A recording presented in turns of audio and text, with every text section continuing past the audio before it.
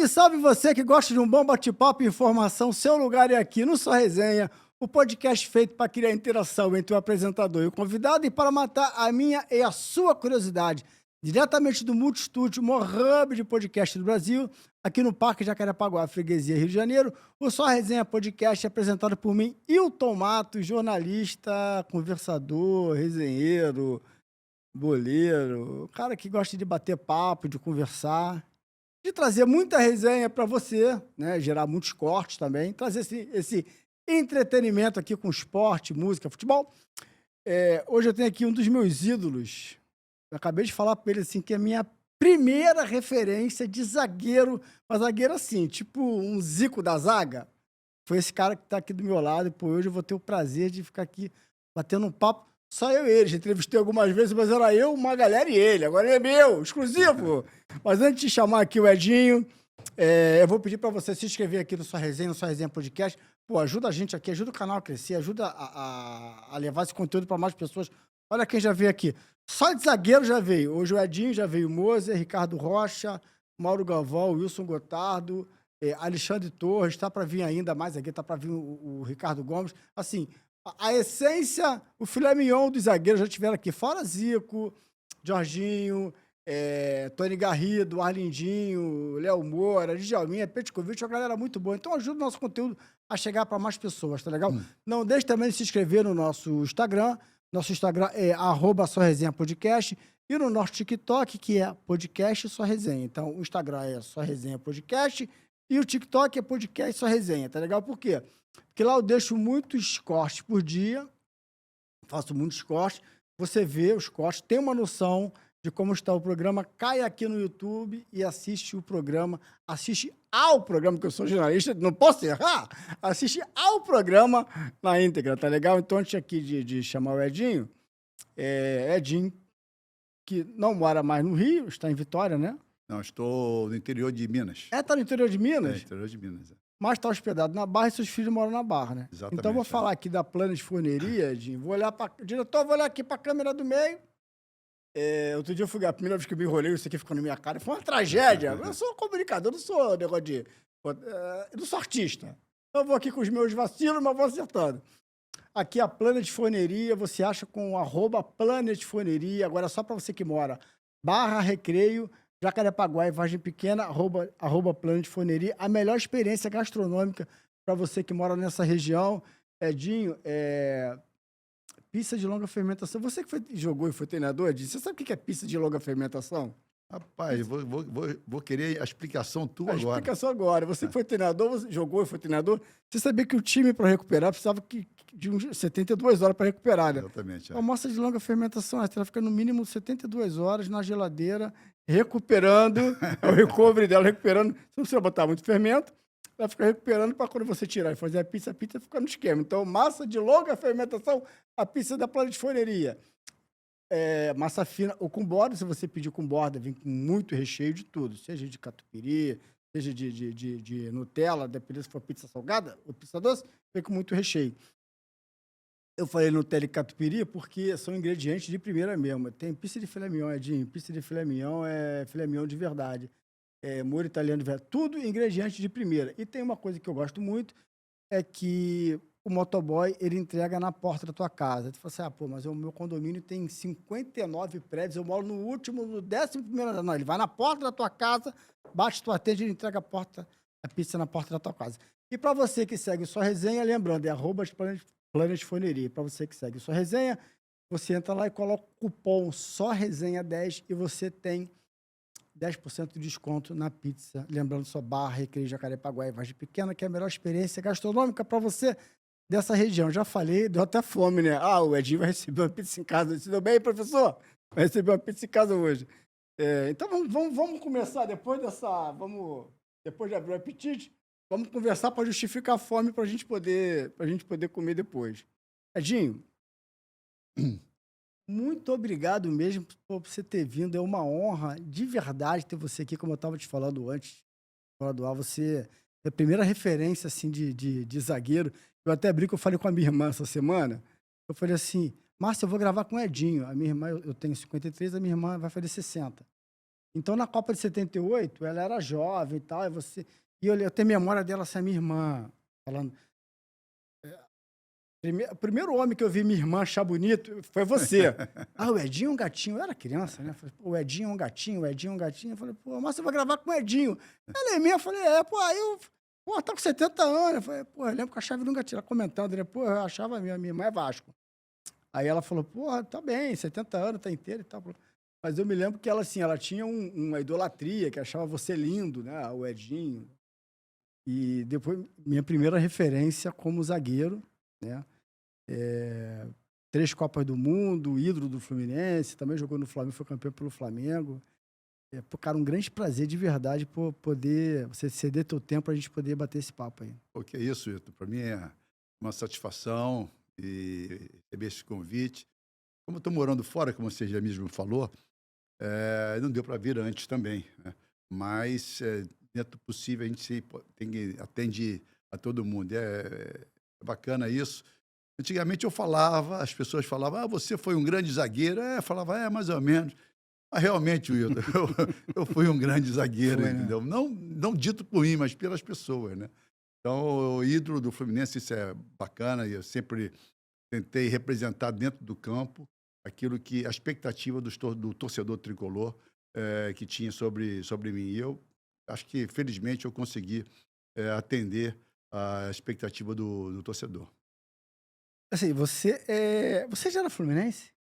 Eu, na verdade, eu não sei o que eu era, porque eu era muito jovem quando eu fui para o Fluminense, com 13 anos, e eu não frequentava o Maracanã. Eu gostava de jogar futebol, jogava pelada e tudo. Então, com 13 anos, quando você está se formando como homem e como torcedor também, né? Então, cheguei no Fluminense com 13 anos, não tem como não ser tricolor. Então, eu aprendi, desde muito jovem, a torcer e a jogar e a representar as cores do Fluminense dentro do campo. Porque eu tenho um amigo, Alexandre Bittencourt, que ele, uma vez conversando com ele, fez uma matéria com você que era técnico do Botafogo, você falou que na tua infância você chegou a torcer pro Botafogo. Tinha alguma admiração dessa? Não, na verdade, eu não torci para o Botafogo, né? O Botafogo tinha grandes jogadores e o meu avô era botafoguense doente e meu tio também era botafoguense. Então, aquele negócio de Botafogo, a gente se direcionou um pouco mais para o clube. Duas vezes que eu fui no Maracanã, que eu não era de frequentar o Maracanã, eu fui com meu avô e fui na torcida do Botafogo. Eu fui até na geral, né? Mas eu não tinha um clube definido ainda no momento que eu entrei no Fluminense. Mas o fato é que, assim, é muito legal. Você é assumidamente tricolor hoje, né? Não, Tuas fotos, tuas postagens, camisa, Não, avatar. e minha família também. Família toda? Minha família toda. O meu filho, meus netinhos também, né? Estou sempre no Maracanã com ele. O meu outro filho que está morando em Nova York também é. A minha filha, não.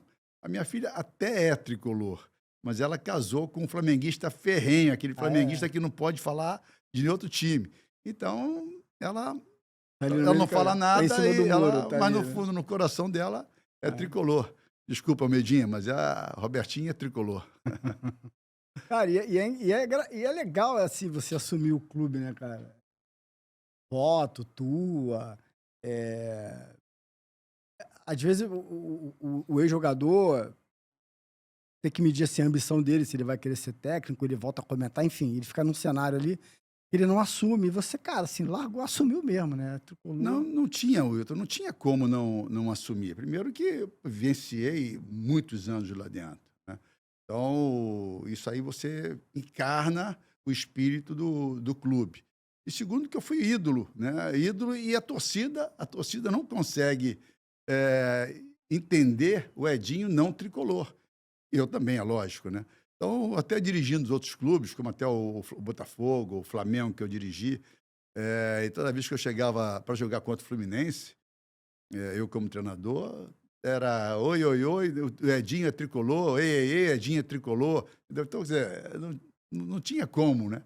Lógico que eu respeitava, mas eu estava como adversário, mas eu, no fundo, pô, eu gostava porque realmente as pessoas me entendem e eu me entendo como tricolor, como torcedor do clube.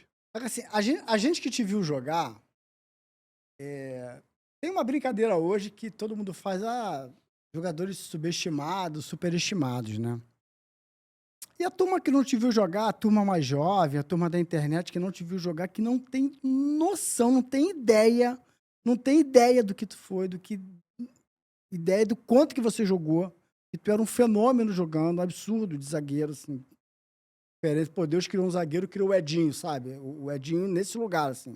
Eu tenho você nesse lugar. Tu se acha um pouco subestimado?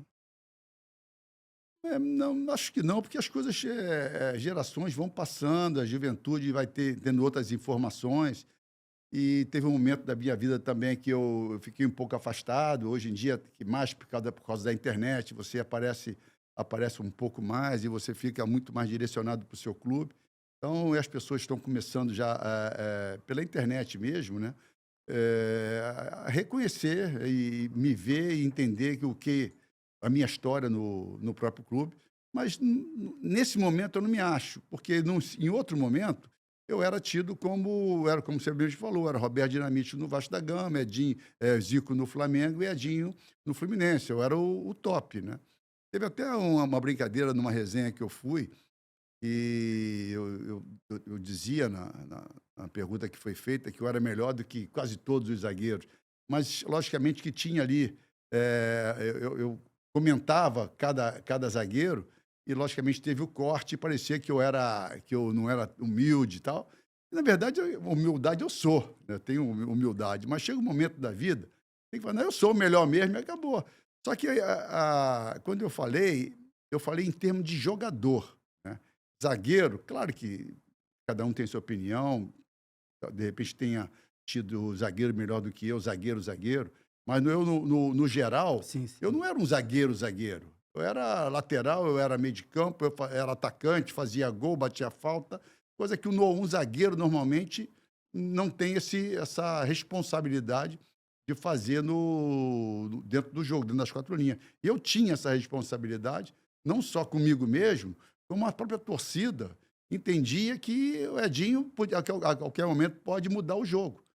E isso acontecia, tanto é que eu sou o segundo maior zagueiro artilheiro do Fluminense. O primeiro é o Pinheiro, né? Primeiro é o Pinheiro, e eu sou o segundo. Então é o seguinte, quando me perguntaram de zagueiro e colocaram, me comparando com outros, eu até tentei explicar, né? Mas depois teve o corte e não saiu. E que de jogador, zagueiro, eu fui um dos melhores. Então, eu quero dizer justamente isso, porque na minha infância, isso já falei algumas vezes, eu era atacante, eu era meio de campo atacante.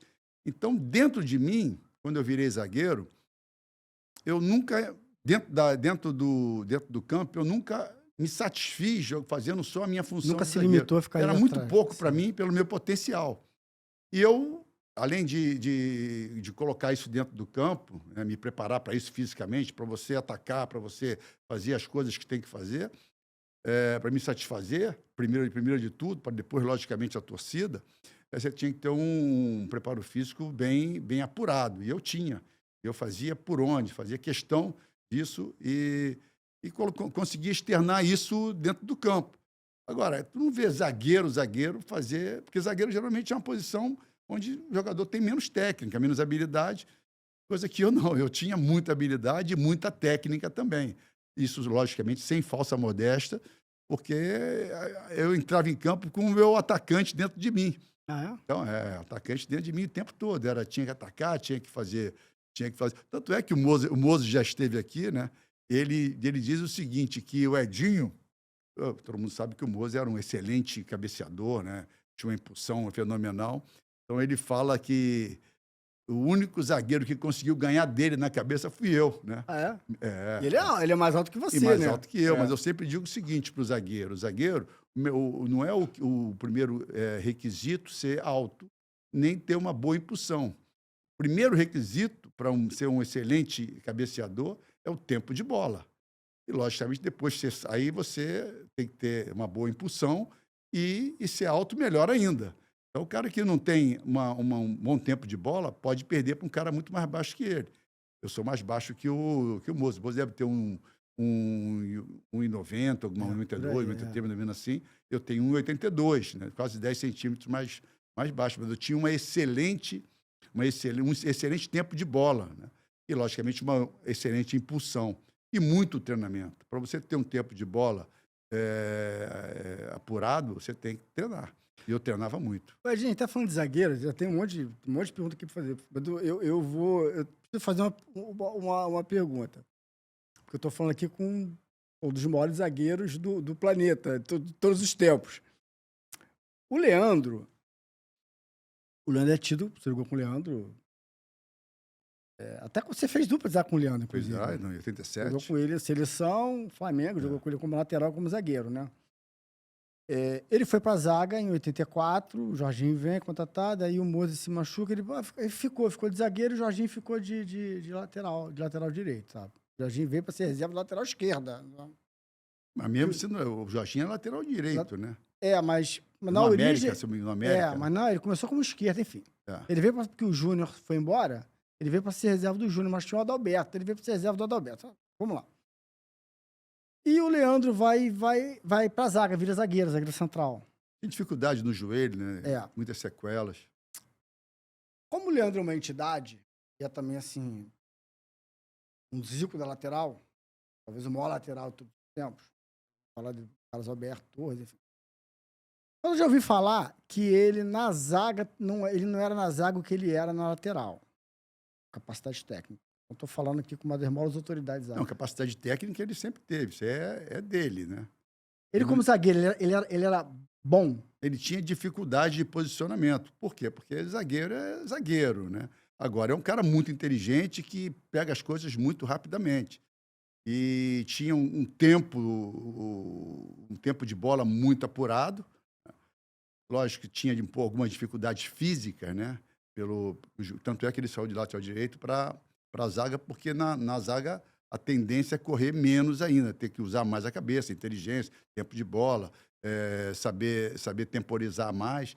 E ele fazia isso com perfeição. Por exemplo, uma bola no alto, por exemplo, ele tinha muita dificuldade, apesar de ser um cara muito inteligente, usava a inteligência dele justamente para superar a dificuldade que ele tinha de bola alçada, né? Então, mas eu me dei muito bem com ele, porque eram dois jogadores muito técnicos, né? E o Leandro é fenomenal, o Leandro é ambidestro, o Leandro, todo mundo elogia muito, né? Só que, como zagueiro é uma posição específica, né? Eu sempre falo isso, uma posição específica, você tem que tratar a zaga com algumas situações bem específicas e não é intuitivo, não é empírico, tem que ser treinado, tem que estar sempre se apurando. E ele tinha uma certa dificuldade, mas nada assim que transparecesse. Então, quer dizer, eu fazia zaga com o Leandro foi com muita tranquilidade, porque era um jogador técnico, como eu falei, e eu também era técnico, mas eu era um pouquinho mais viril, tinha um pouquinho mais de maldade, coisa que maldade o Leandro passava longe dele, porque ele nunca teve maldade nenhuma. Isso não é nem crítica, isso é até um elogio. E eu aprendi na minha carreira que o zagueiro tinha que ter um pouquinho de maldade também, ser viril em certos momentos. E eu consegui entender isso, por ter a necessidade. Quando eu entrei como titular do Fluminense, o zagueiro que já era um veterano, era o capitão da equipe e tudo mais, muito respeitado, ele batia até na família dele. Então, quer dizer, entra um jogador muito técnico. Eu tive muita dificuldade desse entendimento, de sair de um cara muito viril, muito respeitado, para um jogador muito técnico. Então, eu fui muito criticado, né? E muito cobrado não torcida nem tanto, mas pelo time, pelo grupo, pelos jogadores, e precisava ser um zagueiro, precisava ser um pouco mais viril. E eu tive que, no começo, meio atabalhoado e tudo, mas depois eu fui ajustando. Aprender a morder o calcanhar. Exatamente. Né? Aí fui, aos pouquinhos, me adaptando, usando a minha técnica, né? E, logicamente, sendo um pouquinho duro, um pouquinho viril também. Edinho, você chega no Fluminense com 13 anos. 13 anos. 69. 69. E você vai profissional em que ano? Eu vou profissional... Eu joguei a primeira partida no profissional em 73. Eu tinha 18 anos ainda.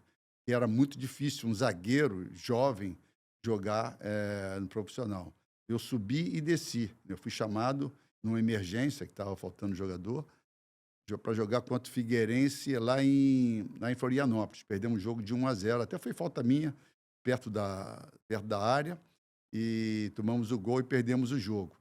Depois eu fiquei no banco algumas vezes, e em 75 que eu realmente me afirmei como titular do clube. E aí que eu queria entrar justamente em 1975, que é o primeiro ano da máquina tricolor, né? Primeiro ano da Cara, máquina o que tricolor. que era? Descreve isso para quem não é, para quem é tricolor e não viu isso.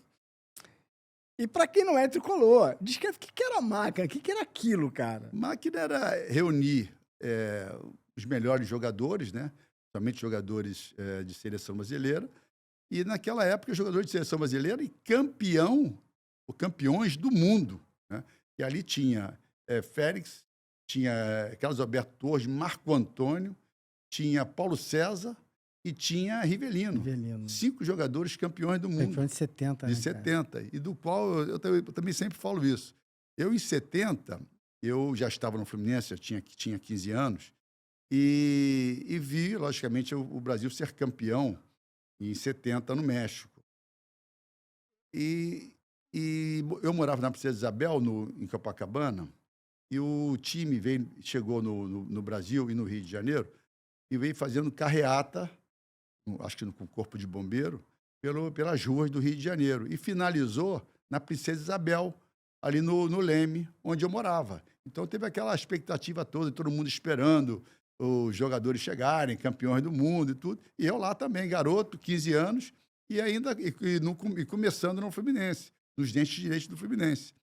Então, quando eu vi aqueles jogadores chegando, cara, pô, aquilo ali foi uma sensação assim, e uma projeção para mim, falando assim, isso aí que eu quero da minha vida. Eu já estava no Fluminense, falei, eu quero aquilo ali, eu quero ser recebido no carro de bombeiro, campeão do mundo. Então, eu sempre direcionei a minha carreira para aquele momento. Eu queria a seleção brasileira, eu queria campeão do mundo, eu queria a Copa do Mundo, e sempre me preparei e o pensamento sempre com aquele objetivo que eu tinha visto. Então, quer dizer, e depois, em 5 anos depois, eu tive a oportunidade de jogar com eles, né? Jogar com eles, cara. Jogar com eles, que eu tinha recebido na Princesa Isabel em 70. E você estava com quantos anos? 15 anos. Não, quando você... 20 anos. Não, 20 anos, em 75. Aí, com 20 anos, tu é um zagueiro titular daquela seleção. E eu não fui titular antes porque tinha o projeto de Olimpíada, né? Em 75 teve o projeto de Pan-Americano, preparando o time para as Olimpíadas de 76. E o Pan-Americano e Olimpíadas só podia jogar ou participar quem fosse 100% amador. Então, eu não podia assinar meu contrato, apesar do meu contrato já ter sido assinado. Era um contrato de gaveta. Então, e não colocava. Então, quer dizer, eu tinha... Toda vez que a seleção me convocava, eu tinha que ir. Então, eu não estava no Fluminense, porque toda vez que ia, era um mês fora, fazendo amistoso, treinar, Pan-Americano e, consequentemente, depois as Olimpíadas. Então, eu fiquei muito tempo à mercê da seleção brasileira de pré-olímpica, né, para as Olimpíadas. Então, dificilmente eu poderia assumir a titularidade, porque toda hora eu tinha que sair. Então, eu oscilei muito de jogar, então, de não jogar. Podia ter sido titular com 18, 19 anos. Tanto é que no último jogo das Olimpíadas contra a Polônia, não, contra a Rússia, último jogo, acabou o jogo, e nós íamos comemorar não, mas ia participar do final lá das Olimpíadas, que é uma festa muito, muito bonita, né? E estava preparado para isso, acabou o jogo, eu recebo no vestiário que eu tinha que voltar rapidamente para o Brasil, eu tinha o Fla-Flu para jogar, que o zagueiro tinha machucado, alguma coisa. Aí comecei realmente a ser titular do clube em 76, quando eu voltei antecipadamente das Olimpíadas para jogar esse Fla-Flu. O que você via de mais mágico ali treinando com esse cara? O que era treinar com o Rivelino? Vou te dizer, eu sempre falo o seguinte, ser jogador de futebol é um processo natural. Você vai entendendo a tua capacidade e não em função do que você acha, do que as pessoas estão passando para você. Então, o que eu entendia é que as pessoas passando para mim, né,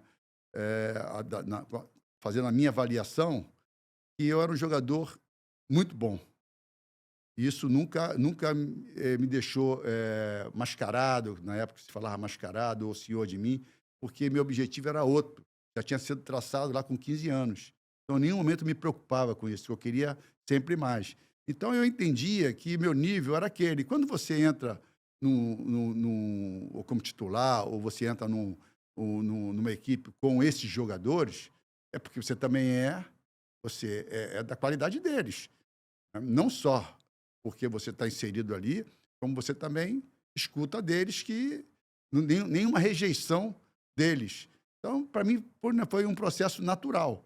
E, logicamente, aprendendo com eles, vendo o que eles faziam, o que era importante, o que não era interessante. Por quê? Porque neles me dava todo o meu direcionamento para o que eu tinha visto com 15 anos de idade. E agora eu estava com eles, aprendendo com eles mais rapidamente. Então, eu tentei sempre puxar muito do que eles ofereciam, porque eles conseguiram uma coisa que eu estava para conseguir, eu queria conseguir ainda, que era um projeto meu de vida. Então, eu tentava puxar o máximo deles. Agora, lógico, com muita responsabilidade. Uma vez eu joguei até de lateral esquerda esse jogo, e o Paulo César da Caju estava jogando, eu joguei contra o Atlético Mineiro esse jogo, no Maracanã. Eu joguei muita bola. Aí eu saindo, né?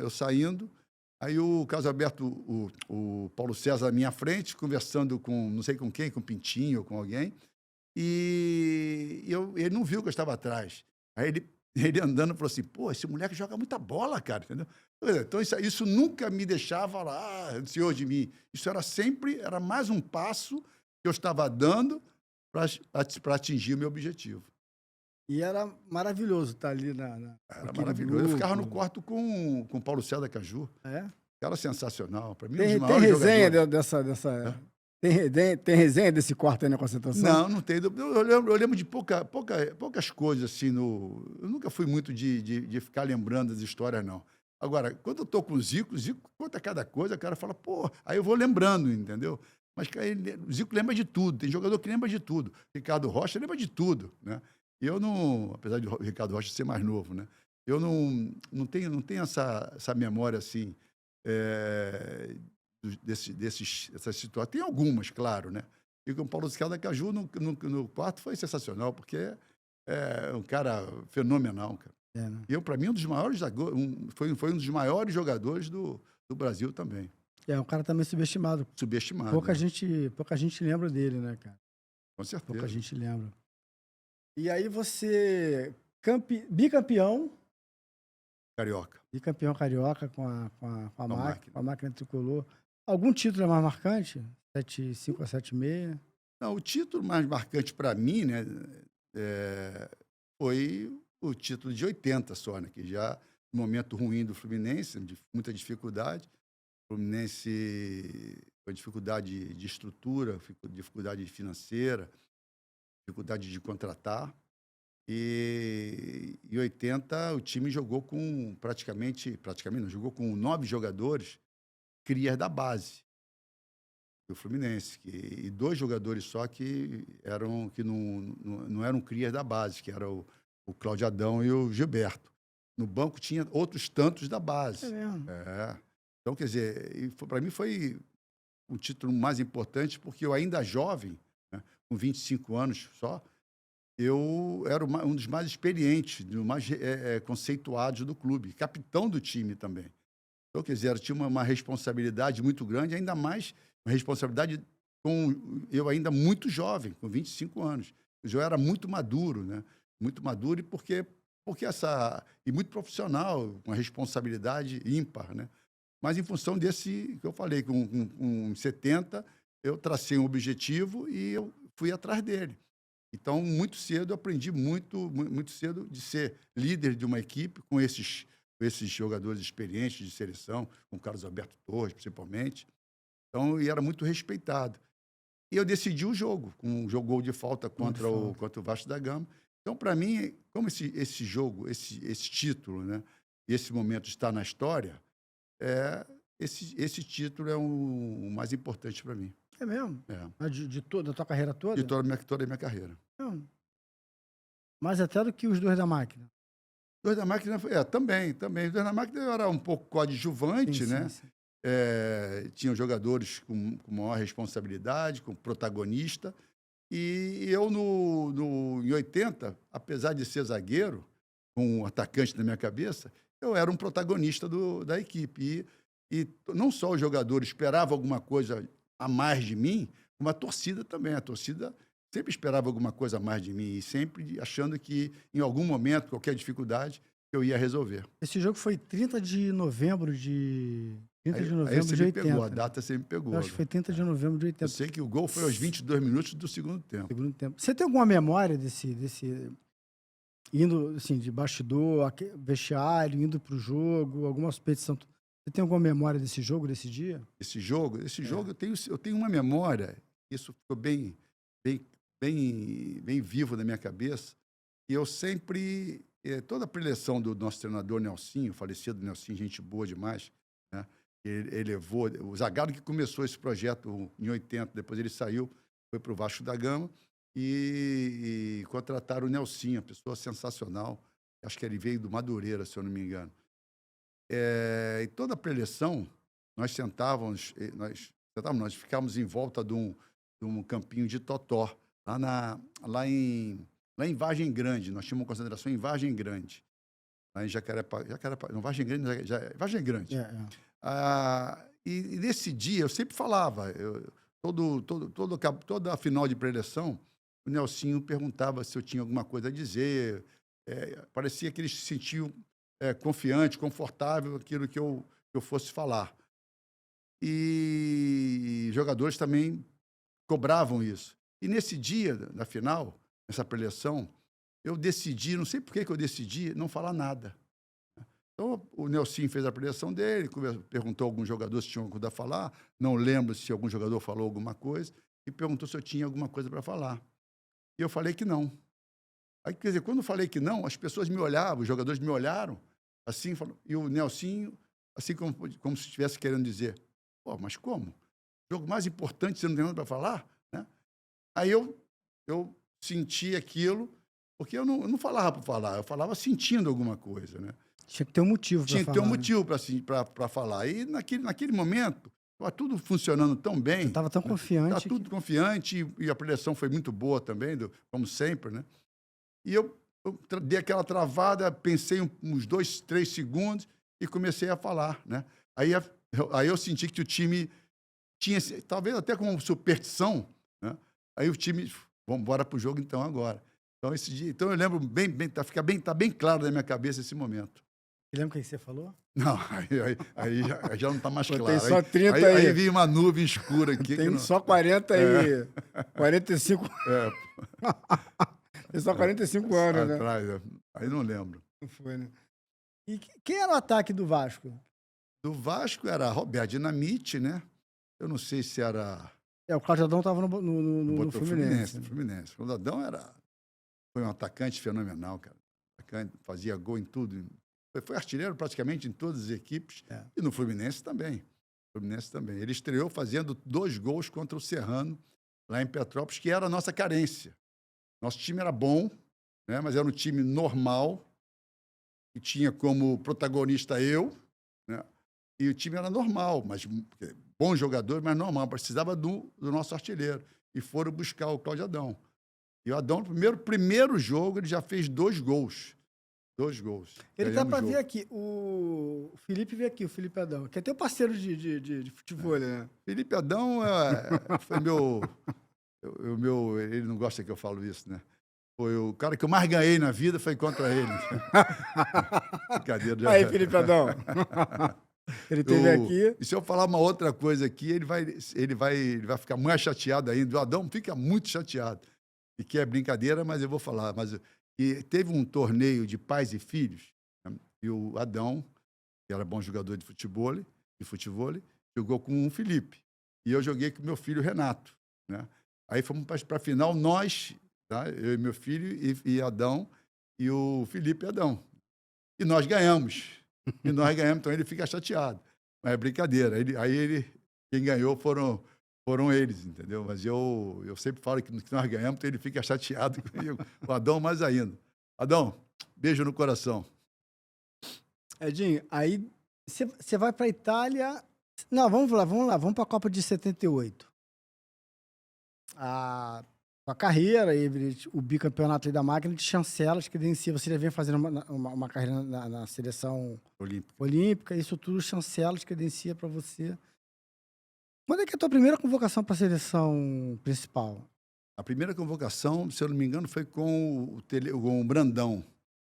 Fui convocado para as eliminatórias contra a Colômbia, lá em Cali. Foi em Cali, acho que foi em Cali. Foi em Cali. E fui como reserva. Aí o time, acho que empatou lá, nós empatamos, e quando chegou, o Brandão estava demitido. Aí foi o Coutinho. Agora, aí de 77 em diante, eu fui praticamente quase em todas as convocações. Só não fui em algumas convocações quando eu estava jogando na Itália. Você ia de zagueiro? Você ia de lateral? Fui de zagueiro. Mas por que você joga de lateral na Copa? Porque nem sei, nem eu sei por quê. Nem eu sei por quê. Não tem necessidade de você convocar, colocar um jogador improvisado em outra posição, você tendo um leque de opções, né? Para você escolher a dedo quem você vai levar. Aí, em 78, antes da Copa do Mundo, o Coutinho faz a convocação e me convoca de lateral esquerdo, sem me perguntar se eu queria. Ele me conhecia da seleção olímpica, ele conhecia meu potencial, né? E para mim, eu já joguei várias vezes de lateral, gostava de jogar lateral, me dava a maior possibilidade de atacar e jogava bem ali.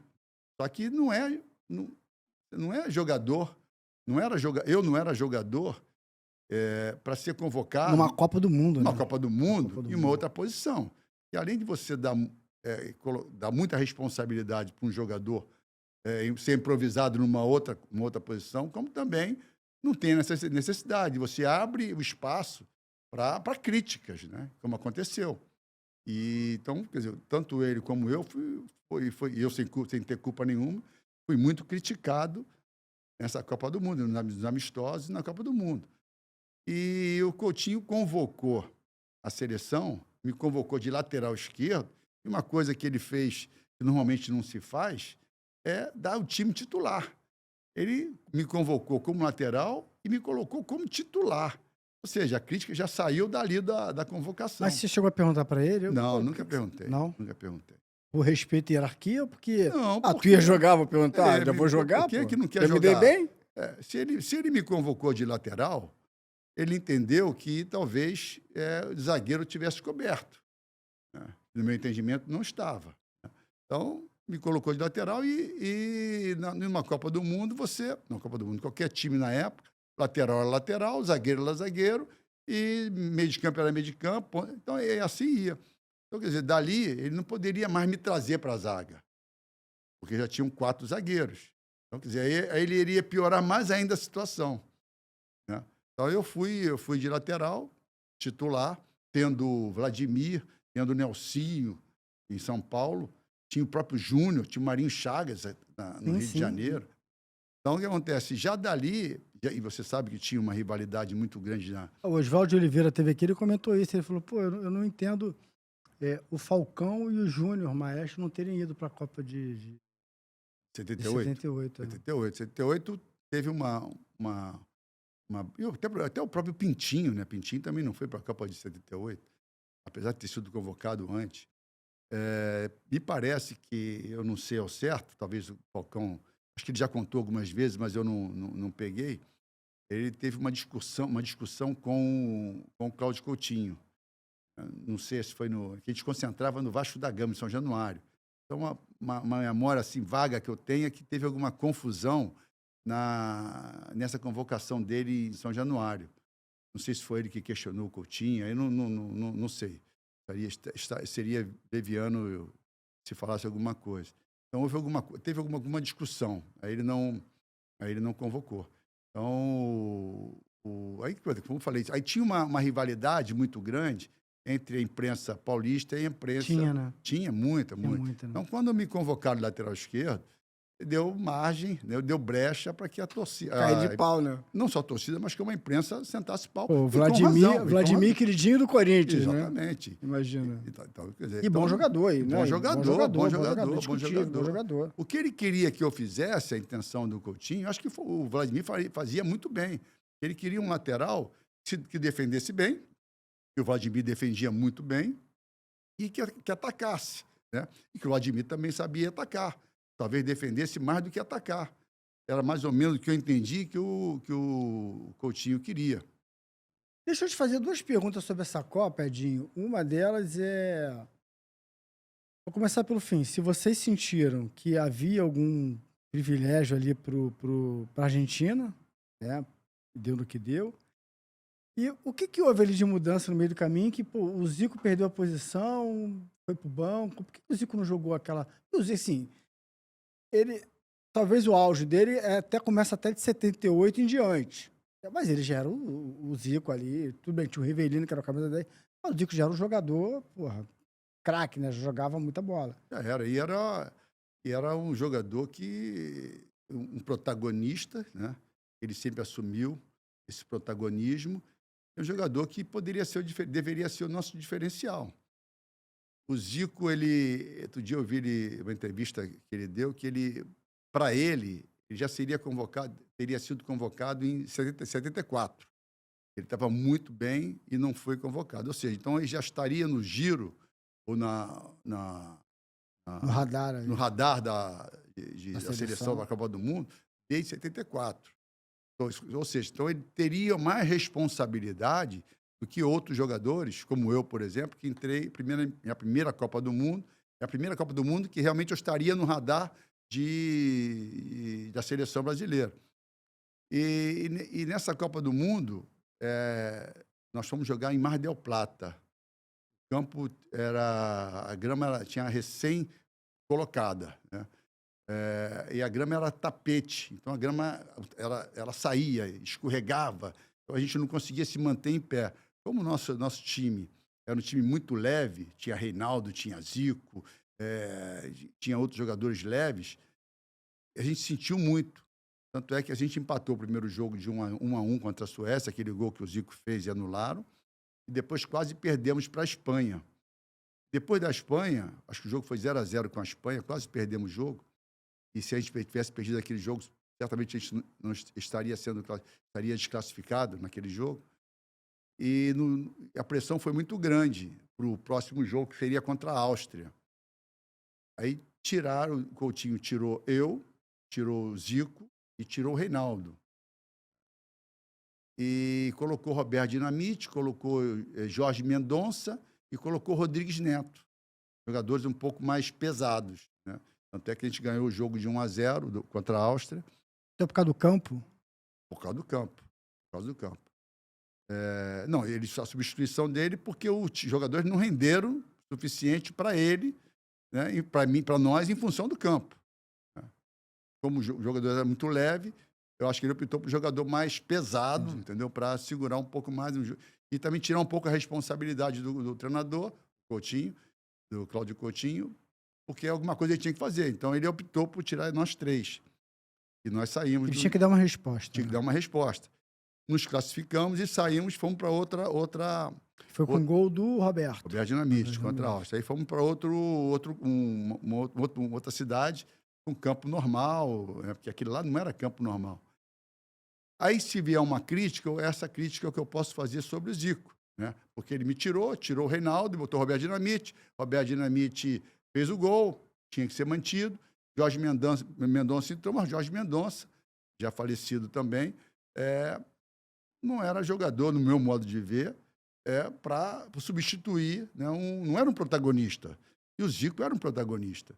E eu não quero nem ser leviano, porque eu nunca perguntei isso para ele, mas no meu modo de ver, que eu cobrei do Coutinho, depois, eu garoto ainda, falei, agora eu tenho que ser titular. em outro momento. E não sei se o Zico cobrou do Cláudio Coutinho para voltar, porque o Zico, para mim, era a Copa do Zico. Não era nem 82, era aquela Copa que seria do É Zico. mesmo? Era aquela Copa, era do Zico. Porque certamente, se ele fica mais maduro e tudo, em 82, ele ia voar naquela Copa, né? Como jogou muito bem o Zico, né? Jogou muito bem, jogou muito bem. Então, eu acho isso. Eu acho que naquela Copa ele teria que ter cobrado. Não sei se cobrou, mas se eu fosse ele, eu cobrei. Sem ter o nome dele. O nome dele eu cobrei. E eu improvisado numa posição. Ou seja, eu cobrei mais em função de quê? Pô, eu estou improvisado na posição. Posso sair queimado da Copa do Mundo. E o cara me barra. Primeiro jogo, tudo bem, que eu vi que ele barrou o Zico. Ele barrou o Zico, mas não vai me barrar, eu vou reclamar. Mas mesmo assim eu questionei, perguntei por quê, eu queria saber. E ele me explicou, e a decisão é sempre do treinador, tem que ser respeitado. Quando eu questionei, questionei com educação e respeitosamente. É só ouvir dele alguma coisa. E mostrar também que eu queria jogar.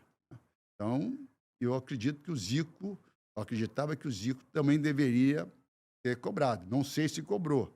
Nunca conversei sobre isso com ele. Mas, para mim, ele era o jogador da Copa do Mundo. Da Copa do Mundo, né? Então, para você, nem era 82. Nem 82, já era 78. Era 78? Para ele, já era 74. Olha só, 74. Eu nunca vi ele falar, nunca ouvi falar sobre isso. Isso aí, estou falando o que ele disse, né? Numa resenha dessa aí. Não sei nem se foi para o Zé Mário que ele falou isso. Ele gravou há pouco tempo. Então acho que foi para o Zé Mário que eu vi. Né? E ele já imaginava, já pensava, com 74 ele tinha 21 anos já. Ele já era camisa 10 do Flamengo. Já era camisa 10 do Flamengo. Eu estava ainda galgando a minha. Porque era 10, 70, tinha o Rivelino. Rivelino era banco.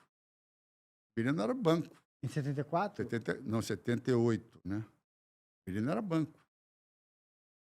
É porque estava machucado. Né? Acho que ele machucou, ele foi machucado para a Copa. Não, mas em 74 o Rivelino era o 10. Tinha o Ademir também? Ademir era reserva, né? Reserva, você... talvez o Zico muito novo ali, talvez não tivesse... Não, mas ele já poderia ter ido para a Copa. No banco, pelo menos. No banco, pelo menos. Nem fosse para compor, tá, entendi. Isso na visão dele, nem tinha essa informação. Isso eu ouvi do Zico falando. Mas em 78 eu participei e vejo o seguinte, que numa seleção brasileira na Copa do Mundo, para a seleção brasileira tem que ter um protagonista. E o protagonista sempre foi o Zico. Como protagonista sempre foi o Ronaldinho. A gente sempre tem que ter um protagonista. Em 94 foi o Romário, né? Você falou em Zico, protagonismo, 78 e 82. Duas coisas aqui. O Zico falou, já falou algumas vezes até, que sentiu ali, aquele quarteto não tinha jogado. Cerezo, Falcão, Sócrates e ele, que não vinha jogando dessa maneira. E só começou a jogar na Copa. Isso desequilibrou o time. Você estava lá, foi experiente já. Você sentiu isso? Não senti isso, não. Eu senti o time... Jogadores craques como eles são, ou como eles eram, né? Não precisa muito entrosamento. Eles se entrosam um olhar um para o outro. Né? Eles sabem, são jogadores inteligentes. Né? Agora, é claro que precisava de um equilíbrio a equipe.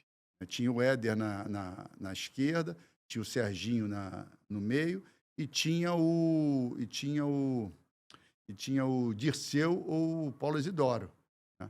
na direita. Então, eu acho que um desses aqui, o Paulo Isidoro ou o Dirceu, era o equilíbrio da equipe defensivamente, porque como eles eram tão como se diz, ofensivos, você precisa ter o equilíbrio defensivo. Porque ele tira o Paulo Isidoro, o Leandro o Júnior ia, mas o Leandro para de avançar.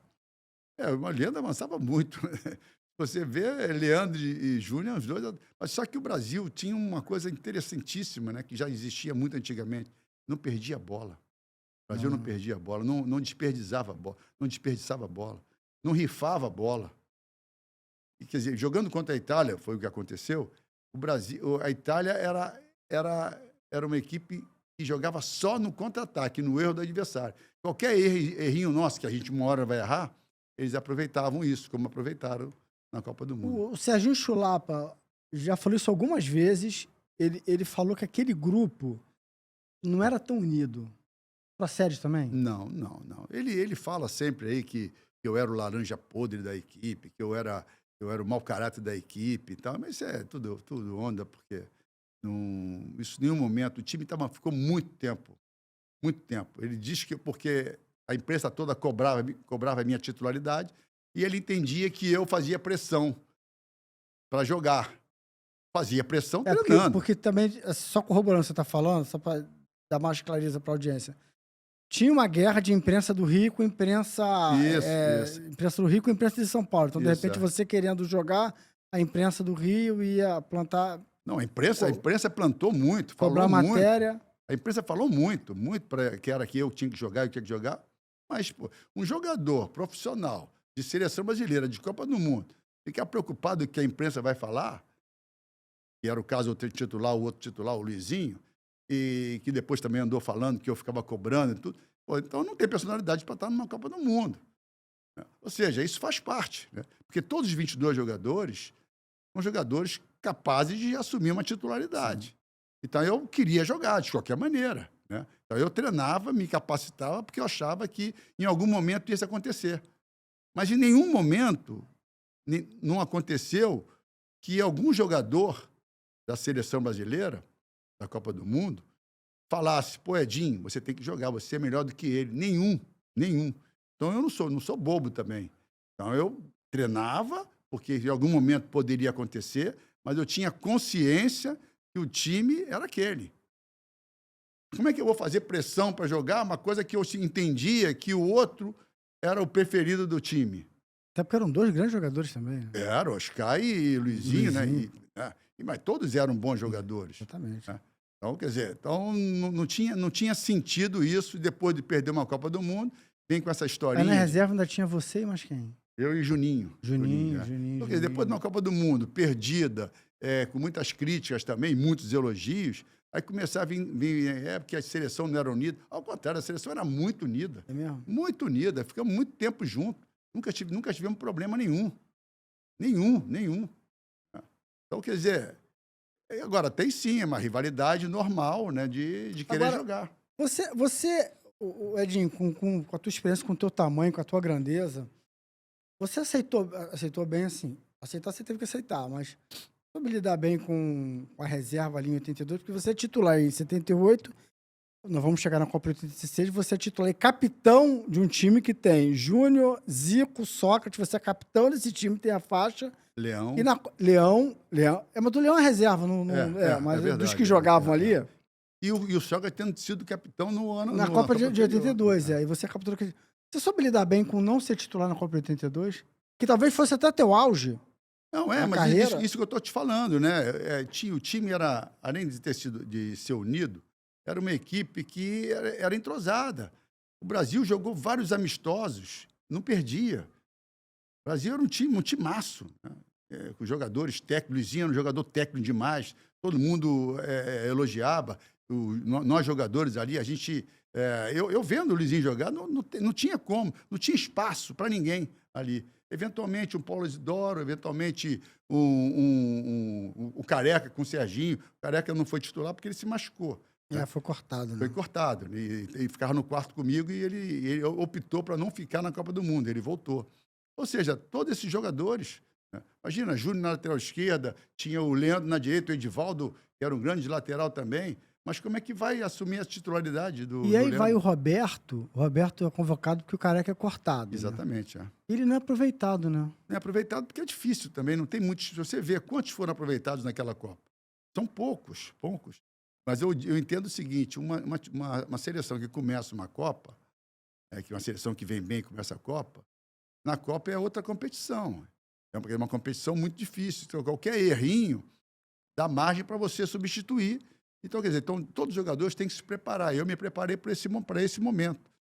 Mesmo já com a experiência de 78, onde no segundo jogo mudaram o treinador, mudou 3 jogadores, e eu sei que pode ser que na Copa do Mundo o jogador não consiga render o seu futebol, performar. Então, todo mundo tem que estar preparado para, na hora que aparecer a oportunidade, entrar. Se estava jogando bem, se não estava jogando bem, tem que jogar bem na Copa do Mundo. Então, eu me preparei para aquele momento. Me concentrei, treinei, estava mentalmente preparado para entrar. Né? Não pressionando nesse momento, preparado, concentrado, respeitando, como eu sempre respeitei, e esperando o momento para entrar. Como é que foi ali o pós-jogo, o vestiário, depois da derrota para a Itália? Porque, assim, esse jogo tem um significado para mim, porque foi a primeira vez que eu vi meu pai chorar. Eu tinha 10 anos, e o meu pai, um cara muito alegre e tal, aí lá na casa, meus pais moram lá até hoje, né? Na casa deles tinha um porão. Aí acabou o jogo, cara, uma tristeza. E eu desço pra ir pro porão pra chorar escondido. Quando eu chego lá, meu pai já tinha chegado. Meu pai já tava lá chorando. Lá. Aí eu falei, cara, homens choram. Chora. Eu tinha 10 anos, homem chora. E meu pai tá chorando de verdade, não tava assim, saindo lágrimas, chorando mesmo, que nem criança. Meu pai tá E chorando. não escondeu a lágrima. Não escondeu, não. Aí eu vi, aí a gente se abraçou, os dois choraram e tal. Foi a primeira vez que eu vi meu pai chorar, e isso uniu a gente com o futebol, etc. Apesar dele ser vascaíno e eu ser Flamengo, mas a gente conseguiu se unir ali com o futebol, assistir o jogo junto e tal. Como é que foi pra vocês ali o pós-jogo, aquela derrota? O pós-jogo foi, eu acho, muito difícil, né? Porque sair de uma Copa do Mundo, você sendo favorito, né? E tendo condições, porque o time está jogando muito bem, tanto é que até hoje se fala na seleção dessa Copa de 82. Melhor seleção que teve, né? Mas eu digo o seguinte, se teve um momento que a seleção realmente ficou com um ambiente um pouco mais tenso, foi depois daquele nosso terceiro jogo da classificação, do segundo jogo contra a Escócia. Jogamos contra a Rússia. Foi 4-1. 4-0, né? 4-0. Não, com a Escócia foi 4-1. 4-1. 4-1. Aí foi a Rússia, ganhamos de 2-1. 2-1. Com aquela dificuldade, tomamos o gol. Aí teve alguma jogada, alguns pênaltis que o juiz não deu contra a gente, né? Isso falado por todo mundo sabe que aconteceu.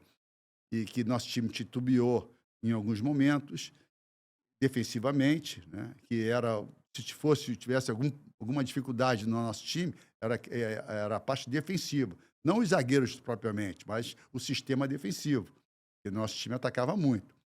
Depois teve o jogo contra a Escócia, tomamos ainda o primeiro gol e conseguimos reverter, fizemos 4-1. 4-1.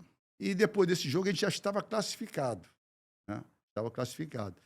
E no vestiário, o Tele Santana, ele colocou para a imprensa a possibilidade de mudar alguns jogadores, para descansar uns jogadores e dar oportunidade para outros jogadores de jogar uma Copa do Mundo, até de mostrar, talvez esteja melhor do que o outro, não.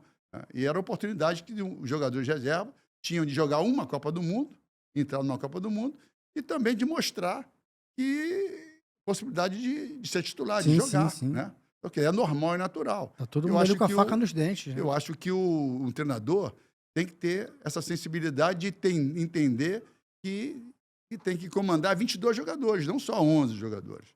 Então, a imprensa toda foi em cima disso, né? E foram para cima dos jogadores. Jogadores para mostrar para eles para dizer para eles que o Tele Santana colocou isso na imprensa. E na entrevista dos jogadores, que é normal e natural também, lógico que eles não queriam sair, porque eles sabiam também do potencial dos reservas. E no fundo era ninguém, tudo ali, ó. E ninguém quer sair. Justo. É justo. Eu também não gostaria de sair. Aí os jogadores falaram que não entendiam dessa maneira, que tinha que jogar, porque, como tinha um termo na época que se usava, que se comeu o osso até agora, na hora do filé mignon, que era um jogo que não valia nada, né? E muitos até lutando pela artilharia, que é justo também, que tenha esse objetivo. E aí teve aquele clima meio tenso na concentração. Pô, e agora? O que o Tele Santana vai fazer? Ele falou, deixou entender na imprensa que ia mudar, dar oportunidade e descansar alguns jogadores, que é justo também, né, você descansar alguns jogadores. E aí os titulares dizendo que queriam jogar, que também é justo. Né? Claro. Então vamos ver agora o que o treinador vai pensar, né? O que ele vai fazer. Ele tem que administrar o grupo. Né? E nós estamos aqui até agora, entendeu? Colaborando com todo mundo, que também é o nosso papel, né? A nossa obrigação, e vamos ver o que vai acontecer. Aí o Tele Santana veio com o mesmo time contra a Nova Zelândia, se eu não me engano. Foi. Veio com o mesmo time. Aí o que aconteceu? Aí os reservas deram uma baixada. Pô, caramba, agora que foi o momento dele mostrar... Dá uma moral pra gente. Dar uma moral pra gente e pensar também no grupo, né? E aí meteram 4-0 de novo, significa ninguém tirou o pé, né? Ninguém tirou Reforçou. o pé, que também não podia tirar, né? É. Mas arriscou, podia machucar alguém, podia tomar cartão amarelo alguém, podia ser expulso alguém, entendeu? Ou seja, enfim, do meu modo de ver, arriscou. Aí o ambiente deu uma... Nada que trouxesse alguma consequência para o grupo. Mas os jogadores que tinham oportunidade de jogar pelo menos um jogo numa Copa do Mundo, deu aquela baqueada, né? Então, aí veio o jogo da Argentina, ganhamos o jogo da Argentina, o time também voltou a se motivar, aí veio o jogo da Itália, aconteceu o que aconteceu. Nada que esse estado de ânimo nosso, né, viesse a interferir, porque logo depois teve o jogo da Argentina e voltou tudo como era, né? O time jogou bem, ganhamos. Você jogou na Itália de 80... 82 e 87. De 82 e 86. Depois da Copa você vai para... Fui direto. Nem voltei pro Fluminense. Em 82 você estava no Fluminense? Estava no Fluminense. Então tá fazendo confusão. O Falcão que vai pra Itália em 80. Então, você tava no Fluminense? Eu achei que você tava na Itália já. Não. Eu achava que você tinha de 80 também. Eu fui para a Copa do Mundo em 82 e quando eu saí da Copa do Mundo, eu nem fui no Fluminense. Nem joguei mais no Fluminense, já fui direto. Fui contratado antes da Copa do Mundo, pela Udinese. Ah, tá. Achei que você tava já tava na Itália. Mas aí você vai pra Itália. Você deve ter... Certamente você jogou com esses caras. Jogou com esses caras. Campeão do mundo, o Causio foi campeão do mundo, jogou comigo lá. Eles comentaram alguma coisa assim do tipo? Já deve ter... certamente já te perguntaram isso dezenas, centenas de vezes. Mas deve ter algum comentário assim, pô, cara, a gente achava que não ia ganhar de vocês, não. Com certeza. Teve isso? Teve. Eles estavam com muitos problemas, né? Muitos problemas internos Internos não, ao contrário, porque eles se fecharam. Eles estavam com problema externo, que era briga com a imprensa, né? Porque a imprensa criticou muito eles, então eles fizeram uma entre eles que não iria mais falar com a imprensa. E não falavam com a imprensa. Então a imprensa era pau neles, entendeu? Então depois ficou tudo bem, depois que eles foram campeões. Mas se eles não tivessem sido campeões, sofrer, né? Acabava a carreira deles. Eles compraram uma briga. Não, porque assim, vou fazer um corporativismo aqui agora. Pô, o veículo de comunicação, o jornal, você trabalhou você foi da imprensa. O veículo de comunicação investe pesado para esses caras irem para lá, pô, chega lá, não consegue falar, os caras não dão entrevista? Não conseguia. Pô, os caras devem ficar putos mesmo. Mas não conseguia, e era pau neles o tempo todo. Então, quer dizer, com isso, eles ganharam uma força a mais dentro do campo, então uma união, não tinha como ter qualquer tipo de rivalidade entre eles, porque o maior objetivo era a única saída deles era ganhar a Copa do Mundo, senão acabava a carreira deles. E eles falaram lá que achavam que o Brasil era superior. O Brasil era superior, se fala até hoje, né? Eles não conseguem entender como é que nós perdemos aquele jogo. Nem eles ganharam, como nós perdemos aquele jogo. Mas eles sabem também, inclusive o Falcão falou na época, falou, cuidado, porque eles são...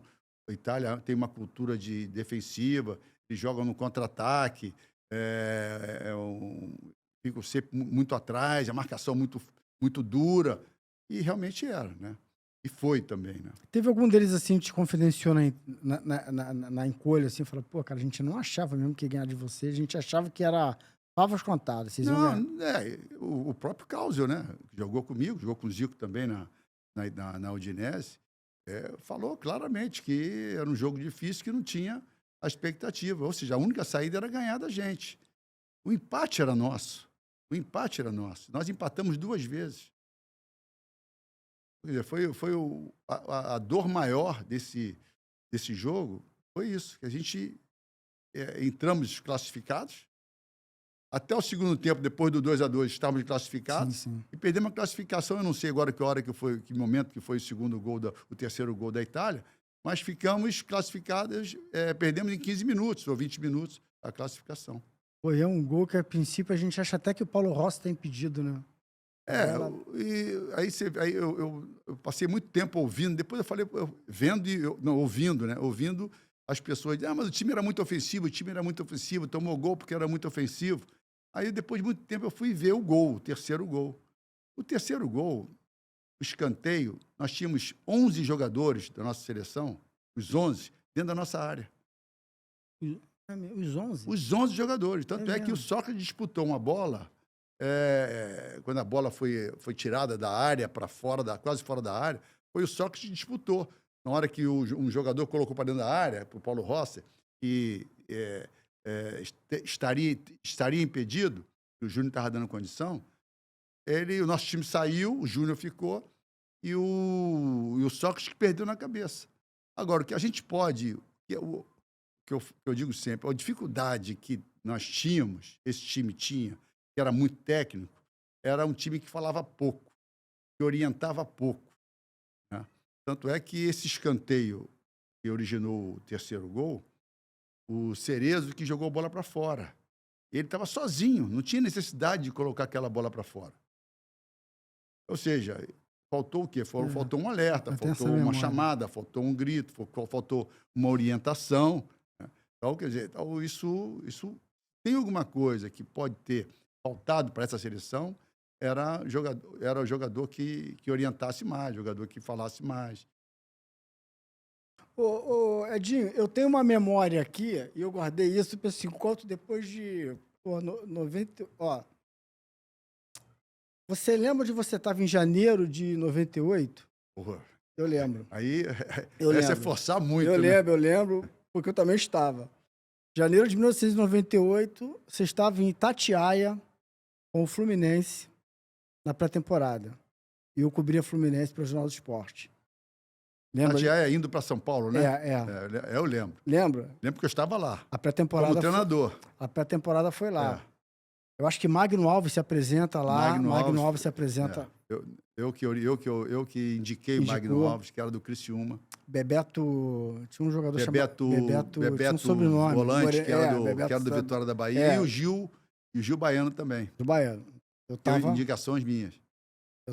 Eu estava em Itatiaia. E aí, teve um dia que liberaram para que nós ficássemos numa resenha com vocês. No churrasco, não foi? Não. Foi num jantar. Tá. A gente ficou no... E aí, estava Gustavo Mendes, você, não sei o que, mas e a gente estava conversando, e aí o papo era o pênalti do Zico em 86. Eu me lembro como se fosse hoje.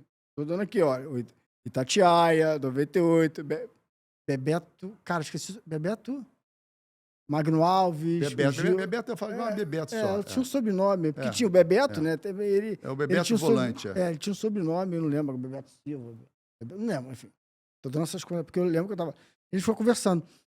E aí eu fiz uma pergunta pra você, que a partir daí eu falei assim, cara, o Zico tinha que bater aquele pênalti. Que eu falei assim, todo mundo fala que o Zico tava frio pra bater aquele pênalti. Eu lembro como se fosse ontem.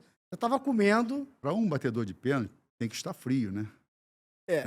Porque tinha acabado de entrar. Aí eu lembro como se fosse, você estava comendo, você parou para mim e falou assim, me interrogando. Sei. Ele era o ídolo de todo mundo ali. Ele era o líder daquele time ali. Quem você acha que tinha que bater? Só tinha que ser ele. E era isso mesmo? Com certeza. Eu vou te passar para você uma outra pergunta.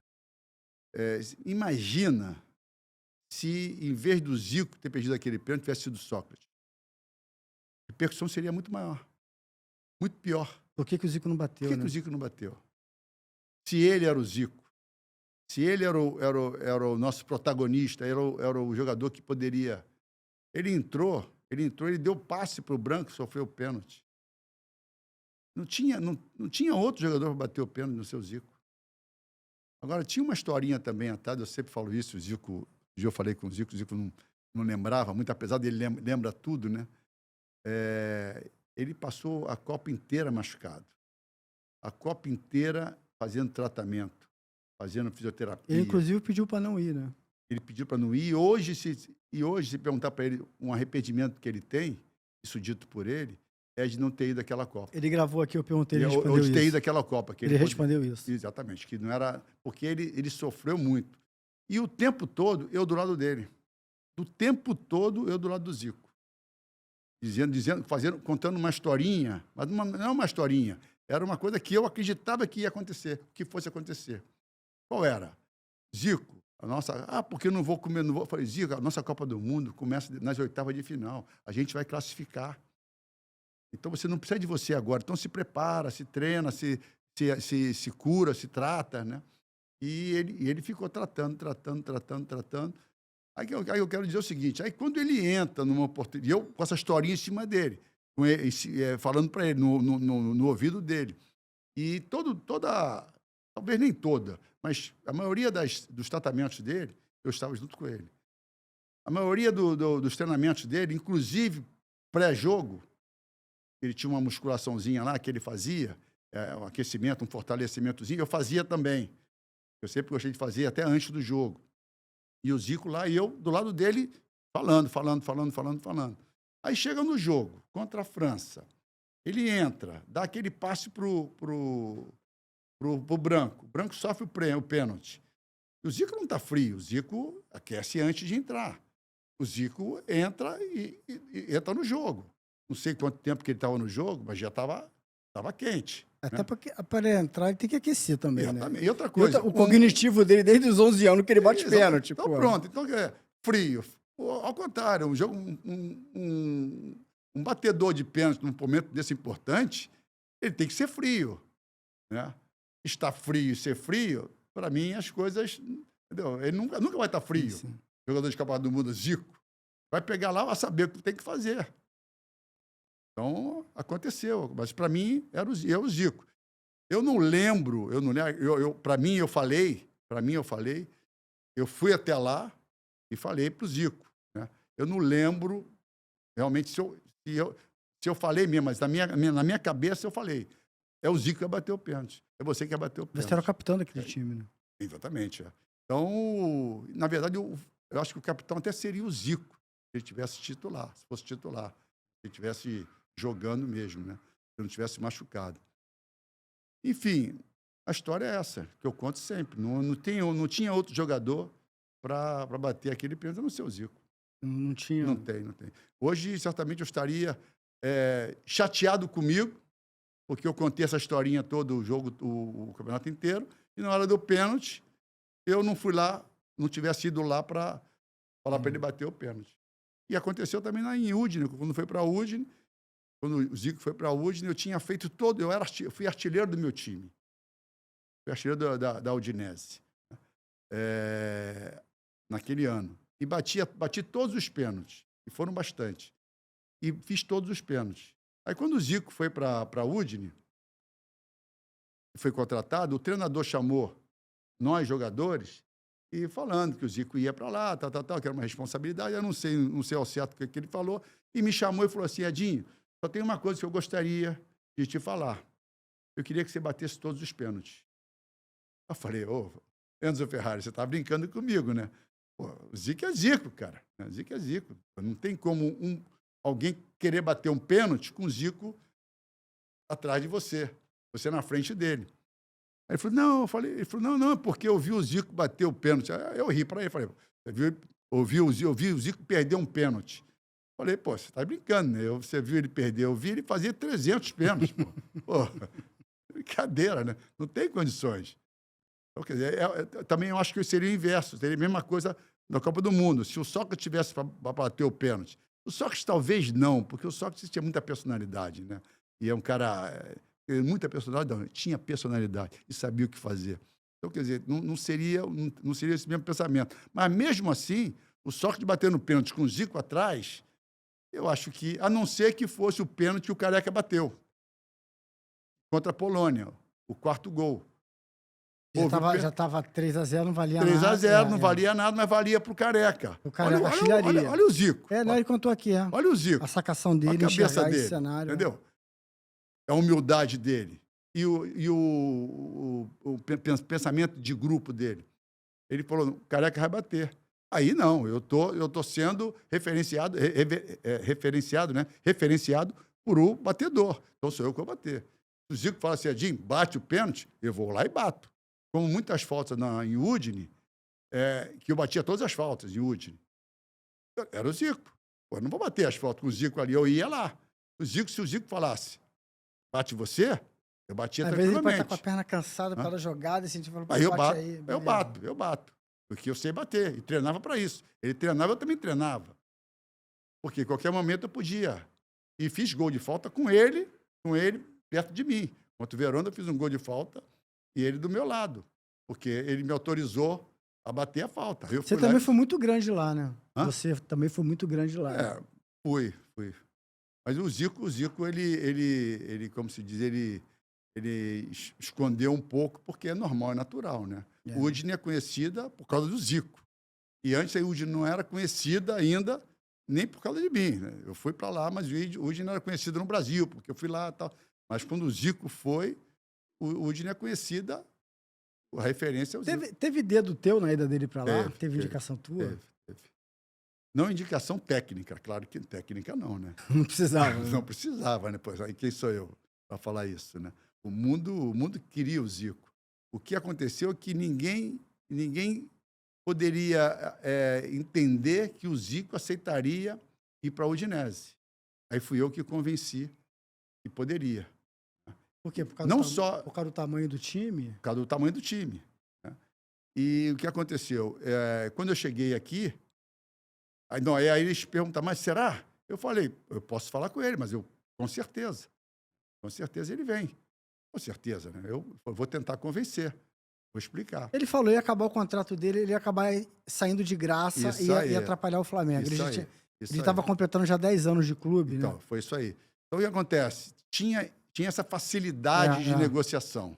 Né? E a Udinese, para mim, ali, naquele momento, era a única, eram as únicas equipes, era Juventus e Udinese, que tinha condições de bancar o Zico. Porque o Milan estava na segunda divisão, e a Inter eu acho que não tinha. Então, quando eu cheguei, em reunião, eu fui e falei com o Zico isso, que aí ele meio preocupado, talvez ele nem saiba disso, mas não sei se ele me falou, ou que eu interpretei também, que o que eu entendi é que ele pensava, né, ou entendesse que cada time ia ter um Gentili da vida, né? Porque a marcação homem a homem, segurinho. Gentili era um cara, entendeu? Aquele ali era carrapato mesmo. Não tinha jogador que jogava com ele. Foi ele que rasgou a camisa do Zico? Ele que rasgou a camisa do Zico. Ele é brabo. Então, e não era assim. Na Itália não era assim. Né? Eu falei, Zico, você vai chegar lá, você vai ser o melhor jogador. O time tem um projeto, que realmente tinha um projeto de ser grande, né? Depois do segundo ano do Zico, as coisas mudaram, porque o presidente vendeu o clube. E o Zico aí o Zico se mostrou interessado a ouvir a proposta. E tinha um empresário também que que nos levou, italiano, que ficava no Brasil muitas vezes, que me levou também. E aí fez toda a negociação. Aí o Zico foi. E realmente foi. O primeiro jogo do Zico contra o Gênova, lá em Gênova, ele ganhamos acho que de 4, né? Não sei se ele fez 2 gols ou 3 gols. Eu sempre esqueço. Ele sempre já me corrigiu umas 3, 4 vezes. Né? Ou seja, a gente não ganhava, porque dificilmente um time pequeno ganha fora de casa lá. Dificilmente. A gente ganhou assim, com os pés nas costas, entendeu? Mesmo? Assim, mas fácil. Aí depois ganhamos em casa, aí ganhamos fora, aí ganhamos em casa de novo. Eu sei que nós éramos o primeiro lugar. Né? Aí fomos jogar contra acho que a Catanzaro. Aí o Zico até ficou meio chateado comigo. Né? Puta, acho que foi Catanzaro. A gente estava ganhando o jogo fora de casa, ganhando o jogo de 1-0, gol dele de falta, estava ventando muito.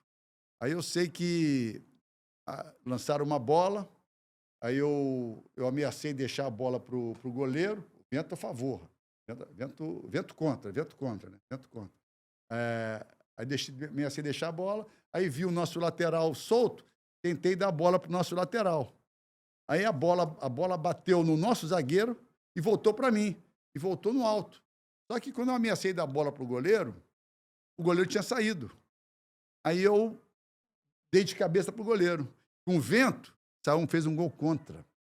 Aí nós empatamos o jogo. Né? Empatamos o jogo. Era para fazer ali, acho que 12 pontos, a gente estava em primeiro lugar no campeonato. E assim a gente ia. Tanto é que a gente foi até o final, com possibilidade até de Copa UEFA e de ganhar o campeonato. E aí aí empatamos aquele jogo. Aí deu uma boa baqueada. Aí logo em seguida o Zico se machucou, chegou o inverno, o Zico se machucou, ficou 4, 5 jogos sem jogar. Perdeu artilharia também, porque o Zico vinha fazendo gol todos os jogos, e o nosso time deu uma caída. Um ou 2 gols atrás do Platini, do Platini ou do Paulo Rodo? Do Platini. Sendo que ele fez 4 jogos a menos. Né? 4, 5 jogos a menos. Se machucou e voltou. O inverno é mais difícil de se recuperar, e o time sentiu muito. Aí o time deu uma caída em termos de números, né? E depois foi difícil de se recuperar. Mas o Zico era para ser, elevar o time e para ser... Tem mais protagonismo nessa passagem dele pela... Edinho, você com todo o teu profissionalismo, aí tu vem pro Flamengo em 87. De boa, ou tu fala assim, pô, mas eu sou tricolor, vou jogar no rival ou na outra profissional? Não, nenhum momento. Porque eu sabia da minha personalidade, do meu profissionalismo, do meu respeito a todo mundo, né? E sabia também o que eu ia entregar. Então, em nenhum momento eu tive problema, nenhum momento passou isso pela minha cabeça. Não, zero. Nenhum momento, zero. Claro que fiquei muito chateado, né? E não entendi por quê. O Fluminense fechou as portas para mim, né? Através do Fábio Egito. Foi até deselegante, né? Foi desrespeitoso do meu modo de ver também, pela minha história no clube. O que eu representava para a torcida. Ele seco, dizendo, não. Você joga de volante? Até eu queria falar que jogava, né? Porque já era um pouquinho mais para frente para mim, para ir para frente, né? Eu falei, não, o presidente, eu sou defensor, sou defesa. Sou zagueiro. Então você teve conversa com ele? Tive. Ah, é? Mas eu tive a conversa com ele porque a torcida fez esse meio de campo. A torcida queria, de qualquer maneira, que eu conversasse com ele. E ele, em nenhum momento, me chamou assim para... porque ele não tinha que falar. Se ele não me queria, ele não tinha que me falar nada. Ele tinha que falar para a empresa que não queria. Porque ia ser mais deselegante. Ele falava assim, Edinho, nem adianta que eu não quero você aqui. Aí a torcida, sabendo que o Fluminense não me queria e que tinha possibilidade de ir para o Flamengo, tinha possibilidade. Começou a sair no jornal isso. E na imprensa também, na rádio também. Aí a torcida se enlouqueceu. Aí fizeram um manifesto lá e me levaram. Primeiro conversaram com o presidente para ele me chamar para conversar. Ele me ligou, mais deselegante ainda. Me ligou e falou, Edinho, eu queria o seguinte, você pode se reunir comigo, porque a torcida está aqui pedindo para eu falar com você. Eu falei, não, presidente, tudo bem. Aí fui lá. Aí ele falou a mesma coisa. Falou, não, Edinho, você joga de meio de campo e tal. Eu falei, não, presidente, eu sou zagueiro, já conversamos sobre isso. E eu realmente tenho uma outra proposta, que você sabe qual é a proposta. E eu estou saindo daqui agora, estou assinando com outro time, com o Flamengo. Ah, então tá bom. Falei, saudações e sucesso para você. Só assim. Seco. Depois, a torcida continuou. Tinha torcedores que ficavam na porta do meu edifício 24 horas por dia para eu não ir para o Flamengo. Aí eu indo para assinar o contrato com o Flamengo, saindo de casa, a torcida lá no presidente pediu para ele me ligar. Outra vez, ele me ligou. e falou: Edinho, estou aqui mais uma vez, a torcida aqui pediu para eu te ligar, estou aqui, tal, tal. Você joga de volante? De novo, de novo. É Presidente, a mesmo? gente já conversou sobre isso. Eu De sou novo, zagueiro. presidente. Zagueiro, estou saindo daqui agora para assinar o contrato com o Flamengo. Aí eu digo sempre, não fui, aí eu passei muito tempo deixando, não respondendo, entendeu? E respondi algumas vezes, né? Colocando tudo que aconteceu, mas a torcida fanática, apaixonada e que gostava muito de mim e me considerava como ídolo, né? Não entendia e nunca entendeu. Aí, há pouco tempo, eu falei, não fui eu que fui para o Flamengo. Foi o presidente que me jogou para o Flamengo. Entendeu? Abriu as portas para o Flamengo. E o Flamengo sempre foi um desejo do Flamengo me ter lá. Tanto é que eu tive anterior, eu tive algumas propostas, através de amigos em comum, né? Mas não tinha condições. Primeiro que era a lei do passe, não tinha condições de sair. São Paulo também já veio, não tinha condições. E eu estava muito satisfeito no Fluminense, era referência, tudo, mas que não tinha como eu sair e o Fluminense pensar em me vender. Tanto é que teve uma proposta antes de 81, do Olympique de Marseille, por $1,5 milhão, na época era muito dinheiro. E o Fluminense não deixou, apesar de estar precisar muito do dinheiro. E eu fui vendido por $500 mil só. E tu foi feliz no Flamengo, né? Campeão. Fui Aquele time foi mágico. Metade Hã? daquele time foi pra Copa do Mundo, né? Lá foi. Me respeitaram, respeitei muito eles, a torcida, nunca tive nenhum tipo de problema. A torcida nunca teve nenhum problema comigo. Os jogadores, mesma coisa, nunca tive. Claro que no começo tem aquele, Edinho, vem aqui e tal, principalmente os mais jovens que não me conheciam. Nunca tive nenhum tipo de problema com o Flamengo. Já tinha craque ali também. Só craque também lá. E a zaga era você e Leandro, os reservas eram o Zé Carlos II e Aldair. Os dois eram grandes jogadores. Como é que era olhar pro Aldair e falar assim, esse moleque aí, se eu não correr muito, ele vai pegar minha vaga? Não, eu acho que naquele momento ainda não era o momento dele por causa disso, né? Porque estava chegando um jogador que tinha sido Copa do Mundo, capitão da Copa do Mundo e tal. Apesar de estar se readaptando ao futebol brasileiro, mas o Aldair já era craque. O Zé Carlos II, que falam, talvez o Zé Carlos II ele pecasse um pouco pelo profissionalismo, não era tão profissional, não levava tão sério a profissão, talvez pela capacidade técnica dele, ele achar que poderia, só com a capacidade técnica, se superar. Mas o Zé Carlos II era craque. Tanto é que depois eu até indiquei ele para o Porto de Portugal, e ele foi para o Porto de Portugal, jogou lá no Porto de Portugal. Indicação minha. O Aldair era craque, o Aldair é zagueiro, né? Muito bom, rápido, com as duas, ambidestro também. Já via potencial. Tanto é que depois ele fez a carreira que fez, né? Já via potencial nele. Muito, mas não só eu conhecia pouco o Aldair, mas eu estava jogando fora, mas todo mundo falava e a gente via, né? Jogava de lateral esquerdo também. Jogava. Lateral esquerdo. Você desistiu de ser treinador quando? Eu desisti de treinador, que na verdade agora eu desisti pela idade, pelo momento, tudo mais, né? Mas no fundo eu nunca disse que tinha desistido de ser treinador. Na minha cabeça, assim, você tinha desistido porque tu investiu na carreira de comentarista, ficou muito tempo no Sport TV. E depois de alguns problemas, eu também tinha muita dificuldade de temperamento, de saber de como lidar com a diretoria, né? Tinha uma situação boa, não tinha necessidade de ficar escutando certas coisas. E aí fui deixando as coisas acontecerem, depois virei empresário, né? E depois, consequentemente, fui comentarista do Sport TV. Olá, né? Vamos fazer uma brincadeira aqui? Vamos lá? Melhor time que você jogou? O melhor time que eu joguei foi o Fluminense, foi a máquina, né? Máquina? 7-5 ou 7-6? Acho que as duas, né? Porque uma foi consequência da outra, né?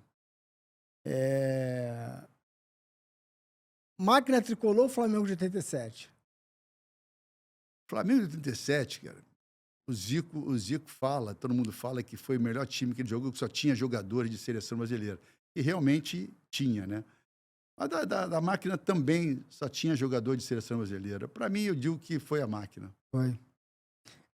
Os 3 melhores jogadores que você atuou ao lado. Ao lado do Carlos Alberto Torres, como zagueiro, né? Ao lado dele. Do lado eu vou colocar mais zagueiros, tá?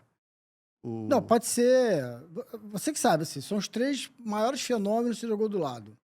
Do lado, não vou colocar só 3, tem mais. Até, o Carlos Alberto Torres, o Zico, Rivelino, e vou dizer um que eu sou fã dele, sempre fui, né? Que é o Paulo César da Caju. Faltou jogar no. Um time assim, você queria ter jogado e não jogou? Nunca pensei nisso. Não? Nunca pensei em ter jogado em nenhum time. E sempre alguém fala assim, por exemplo, alguém que nunca jogou no Corinthians, pô, eu queria jogar no Corinthians. Se for perguntar lá, o cara queria ter jogado no Flamengo, queria ter jogado no Palmeiras, no Grêmio. Não. Alguém sempre tem uma... Também nunca tive depois que eu entrei no Fluminense, né, a gente vê as rivalidades e tudo, e a grandeza do clube. Qualquer time que você vai pensar em jogar não é maior do que o Fluminense. Pode ser menor, talvez um pouquinho só, mas o Fluminense é Fluminense, né? Flamengo. Nunca me imaginei jogar no Flamengo. As coisas aconteceram pelo que eu já relatei. Fui levado, fui empurrado para o Flamengo, né? Mas tem maior respeito ao momento que eu passei, a abertura que me deram, o título que nós ganhamos. Fiz muitos amigos lá. Então, maior respeito ao clube. Melhor treinador? Melhor treinador, Pinheiro. Jogo que não sai da memória? Jogo que não sai da memória, talvez tenha sido o jogo contra o Corinthians, da Máquina Tricolor. Da invasão? Na invasão corintiana. É. Apesar de ser muito jovem na época, né? Aquele jogo não sai da minha cabeça. É mesmo. Aquele jogo foi mágico, né? Mágico. Todo mundo... Nadinho, deixa eu te fazer uma pergunta aqui. Porra, ainda bem que... finalmente vou conseguir tirar essa dúvida. Sem exagero. Foi meio mesmo, porque eu me lembro quando eu era jovem, eu já sou quase o senhor já, né? Eu lembro de uma imagem assim, tinha muito corintiano, mas não era ser meio. Tava meio mesmo ou era quase meio? Eu fui falar outro dia que estava meio. Alguém, não sei quem falou, que não estava meio, que é impossível a torcida do Corinthians chegar toda aqui. A torcida toda, o Horta, ele passou 50 mil convites para o Corinthians. Parece que venderam todos. Maracanã, a metade não são 50 mil, não era 50 mil. A metade do Maracanã era 100 mil, que dava 200 mil. E naquele jogo, eu não sei se foram 150 mil, 140 mil. 140 e pouco. Então a metade seria 70 e pouco. Mas eu acho que tinha muito, era meio a meio, com muitos corintianos e muitos jogadores, muitos treinadores, muitos torcedores do Vasco, do Botafogo, do Flamengo, e muitos torcedores que vieram para ver um espetáculo e torcer contra o Fluminense. Agora, era meio a meio, era. É mesmo? Se eram todos corintianos. Entendi. Agora, já me perguntaram também, você olhou? Eu não olhava para cima. Eu não olhava. Eu estava muito concentrado no jogo e não lembro de ter olhado para a torcida. Não, eu era focado no jogo. Agora, há pouco tempo que apareceu esse negócio de invasão corintiana e tudo, aí tu vê que está meio a meio. E não tinha aquele espaço ali dividido, não. Era meio a meio, era junto. Porque o torcedor ficava atrás dos gols. Quem era mais ou menos torcedor, que ficava no meio. Vamos na memória. Quem é o campeão brasileiro de 87? Você perguntou pro Zico isso? Perguntei pro Zico. E sabe a resposta dele, não sabe? Então é a mesma resposta dele. Flamengo? É Flamengo, claro. Ele até falou, não sei se foi aqui que ele falou, você lembra algum jogador do... Ele fala sempre isso. E do Flamengo, você lembra? Então já disse tudo, né? Atacante mais difícil que você marcou? Foi o Reinaldo do Atlético Mineiro. Melhor torcida a favor? Melhor torcida a favor, recentemente fui na torcida do Fluminense, né? Eu não tinha essa noção de quanto é lindo, né? É bonito, quanto é torcedor É bonito. Né? quanto é positivo, quanto vibra, quanto torce a torcida do Fluminense. E ali eu tive realmente a noção exata que o Fluminense é uma torcida ímpar. Eu, como repórter, os clubes que eu menos cobri foram Flamengo e Botafogo. Os que eu mais cobri, Fluminense e Vasco. E acaba que eu tenho o maior carinho por esses dois clubes, assim, que eu passei muito tempo lá dentro cobrindo. E o Fluminense foi o primeiro clube que eu cobri, né? No jornalismo. E eu me lembro, assim, de passar o dia inteiro nas Laranjeiras. Eu treinei na época nas Laranjeiras, né? Cara, conhecia todo mundo ali. Eu tinha o seu Fidelis, da Barra Fidelis. E depois botou os filhos dele também O neto dele jogou, né? O neto dele, o seu Roberto... Alvarenga, Seu Roberto Alvarenga. Paulo Alvarenga. Pô, todo mundo ali, cara. Assim, tem um carinho, a memória... E eu falo que a minha mãe, durante muito tempo, ela foi fluminense por causa disso, que eu era o primeiro clube que eu cobri, e aí eles compravam o jornal lá em casa para ler, ali eu minha matéria. Aí minha mãe ficava ouvindo Rádio Tupi, Globo, Apolinho, não sei quem. Ah, deixa eu ver a notícia do Fluminense. Ela ouviu alguma coisa e me ligava. Você tá sabendo disso assim? E aí, durante o tempo, ela foi Fluminense. E eu falo que, assim, se eu não fosse Flamengo, eu seria Fluminense, por causa dessa memória, esse carinho aqui no Rio, eu seria Fluminense, por causa desse carinho que eu tinha ali, vivendo ali dentro, meu início de... Pô, tu tá começando uma profissão, eu quis fazer jornalismo esportivo, eu quis ser jornalista esportivo. Aí daqui a pouco, pô, tu se torna, aí tu tá um dia... Cara, tô cobrindo o clube, mesmo que não seja o meu, foda-se. Não é meu clube, mas, pô, as pessoas me recebem bem. Tu sabe que os seguranças estão até hoje... O Denilson Roupeiro tá até hoje lá. Denilson Roupeiro tá até Márcio, hoje lá. Silvio, os caras estão até hoje lá, cara. Com certeza, com certeza. Pô, tem um carinho, assim, enorme pelo Fluminense. Melhor torcida a favor. Pior torcida contra? A torcida da Fonte é do Flamengo, né? E do Corinthians também. O Corinthians é muito chato. Melhor parceiro de zaga? Carlos Alberto Torres. Essa é a única pergunta que eu vou te deixar mal aqui. Zico ou Rivelino? Zico e Rivelino, eu acho que são estilos diferentes, né? São momentos diferentes. Rivelino, eu comecei minha carreira com ele, né? E Zico, praticamente terminei com ele, né? E a gente jogou Copa do Mundo, seleção muito tempo junto. Mas Zico é fenomenal, cara. Zico é um dos melhores jogadores do mundo. E Rivelino também é. É difícil separar os dois. Como foi dirigir o Ataque dos Sonhos do Flamengo em 95? Terrível. Mas talvez um pouco minha culpa de não ter conseguido administrar alguns egos, né? Teve um pouco mais de malandragem, talvez me faltou isso. Eu era muito direto, muito sério, muito responsável, então eu queria que todo mundo fosse assim. Tem momentos que as coisas não são assim, ainda mais no Flamengo, né? No Flamengo, mas tudo praticamente é muito liberal e tudo, e eu não soube lidar com esses egos dos jogadores. Faltou um pouco de habilidade? O que mais te... Qual foi a tua maior dificuldade ali? Dificuldade foi justamente isso, de não só administrar, mas de trazer um pouco mais de seriedade, que não tinha necessidade disso, né? E fiquei muito preocupado com isso, de ser o comandante mesmo. No fundo, ali, não precisava de um comandante, precisava, de repente, de um cara mais amigo. E eu sempre fui esse cara, mais amigo de dar conselho, um ex-jogador, recentemente ex-jogador, na época, né? Então, eu não consegui entender esse momento e não me aproximei muito dos jogadores. Não. Mas era tranquilinho ali, Romário? Não, tranquilo. Fora os problemas, tudo era tranquilo. Edinho, pra gente finalizar, o Edinho hoje tá morando no sul de Minas, tá pedalando. Como é que tá a tua vida hoje? Eu tô pedalando muito, eu e minha esposa. Moro lá no interior de Minas, em Carangola. Convido todo mundo, se quiser, todo mundo ciclista de mountain bike, se quiser. Lá tem as melhores trilhas do Brasil, quem sabe até do mundo, né? Pedalo pelo menos 3 vezes na semana, muito feliz, respirando aquele ar puro.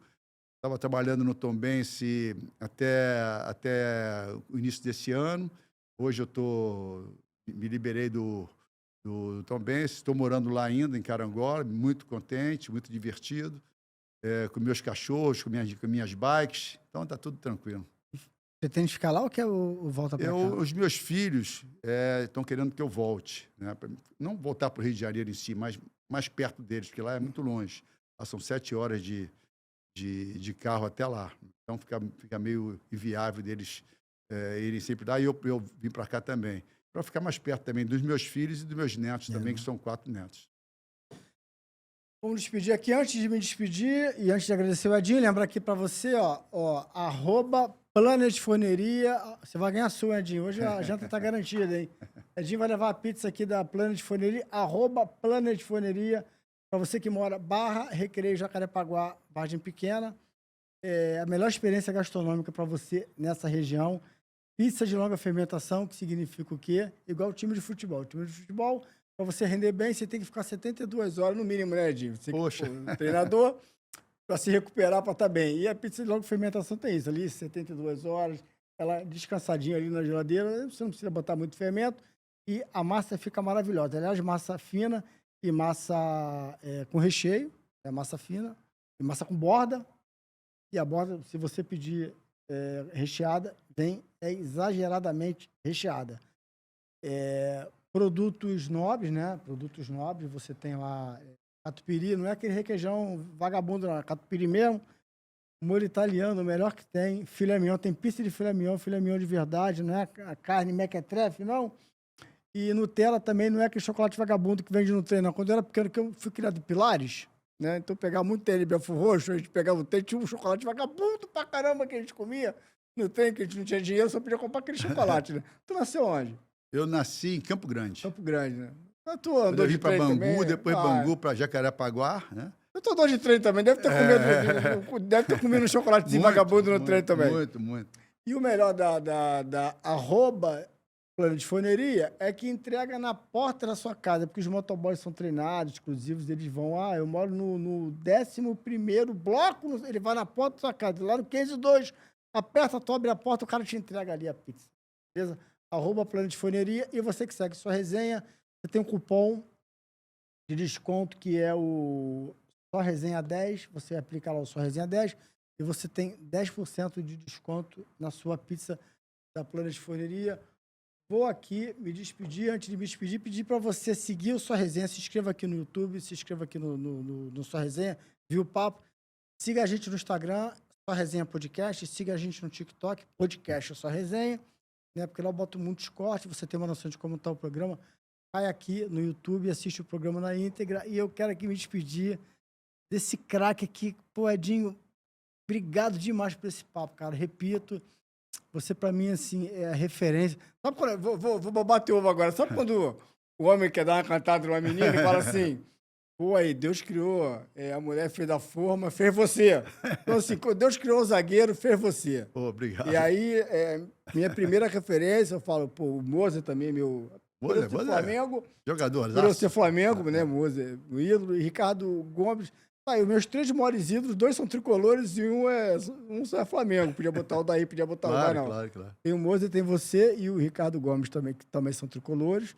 Então, o Fluminense é bom de fazer zagueiro, né? Pô, você... Mas, assim, você é minha primeira grande referência de zagueiro, um ídolo. Acho que você é como se fosse assim, um Zico da zaga. Você é um daqueles caras que a gente brinca subestimado. Gente, vão assistir, se informem sobre quem foi Edno Nazaré Filho, Edinho, que foi, porra... E quem quiser saber mais também, pode ir no Instagram, né, Dinho Real, né, sobre toda a minha carreira de futebol.